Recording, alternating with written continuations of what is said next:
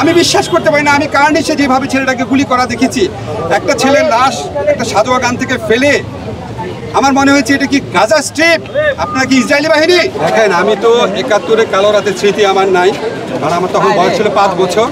But আমার মনে হয় যে এটাই হচ্ছে সেই কালো রাত প্রতিদিন বাংলাদেশে মঞ্চস্থ হচ্ছে।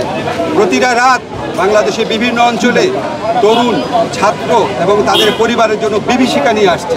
এতগুলা হত্যাকাণ্ডের পর তারা এই ধরনের আচরণ করার সাহস, উদ্ধত্ত মানসিকতা কীভাবে পাচ্ছে আমি বিশ্বাস করতে পারছি না। জাস্ট আমার মনে হয় অবস্থা যেদিকে চলে যাচ্ছে, যদি খুনি বাহিনী এবং খুনি সংগঠনগুলো যেগুলো আছে সরকারের, এটা যদি সরকার বিচার না করে, আমি সরকারকে ওয়ার্ন করছি, খুব দ্রুত এই গণ আন্দোলন সরকার পতনের আন্দোলনে পরিণত হবে। স্যান্ডেলিনা সো, রূপচর্চায় আভিজাত্য। এখনো যেন আপনাদের বোধোদয় হয়, বারবার ওয়ার্ন করছি, বারবার মনে করা দিচ্ছি, দ্রুত ব্যবস্থা নেন। অন্তত 40-50টা পুলিশ, ছাত্রলীগ, যুবলীগের নেতাকে ইমিডিয়েটলি গ্রেফতার করেন। এই সমস্ত ভুয়া এজাহার বন্ধ করেন।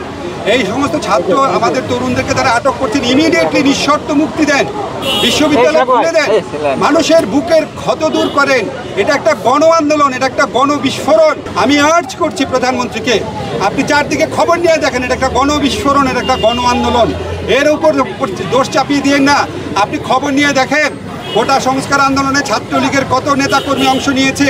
আপনি খবর নিয়ে দেখেন, বিশ্ববিদ্যালয় হলগুলো থেকে ছাত্রলীগের নেতাদেরকে যে পিটিয়ে বের করেছে, সেখানে সিংহভাগ ছাত্রলীগ নেতা ছিল কিনা। আপনি খবর নিয়ে দেখেন, আওয়ামী লীগ পরিবারের মধ্যে এই সমস্ত নিয়ে প্রশ্ন আছে কিনা।